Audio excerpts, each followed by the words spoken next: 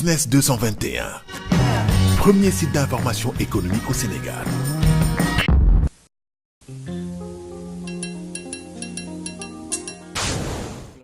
L'essentiel de notre tissu économique est aujourd'hui caractérisé par la prépondérance des PME dans le tissu économique global. Certaines statistiques vont jusqu'à évaluer ça à 90% de notre tissu économique constitué par des PME. Et aujourd'hui, la problématique du financement de nos entreprises tourne autour de ces PME.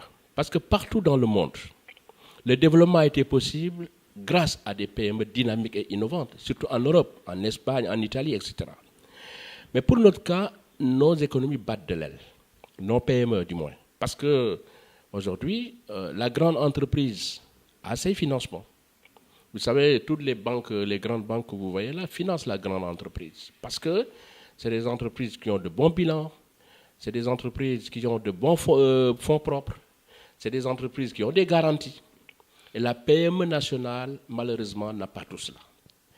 Raison pour laquelle, lorsque la PME présente un dossier de financement, ce dossier en général est systématiquement refusé. Alors, mais tout ça, je crois que ça rentre dans le cadre d'une politique globale.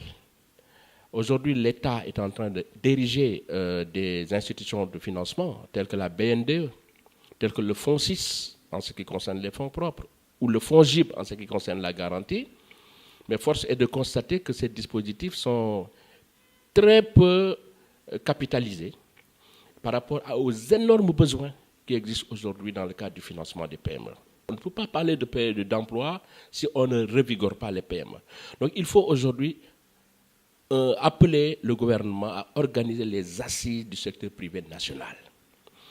Parce que des fois, on incrimine les banques. Moi-même, je suis un ancien banquier, je vous l'ai dit.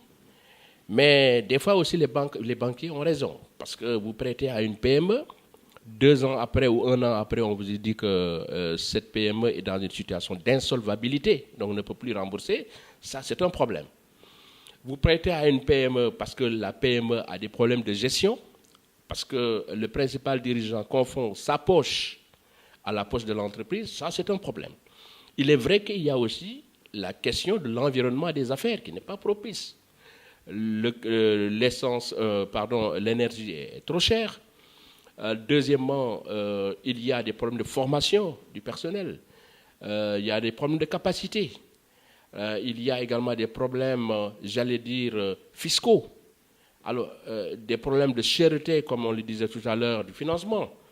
L'ensemble de ces aspects obèrent la compétitivité des PME sénégalaises. Et malheureusement, ça fait qu'aujourd'hui, ces PME ne peuvent pas accéder au système bancaire et ne peuvent pas réaliser à bon escient réellement leur programme d'investissement. Business 221, premier site d'information économique au Sénégal.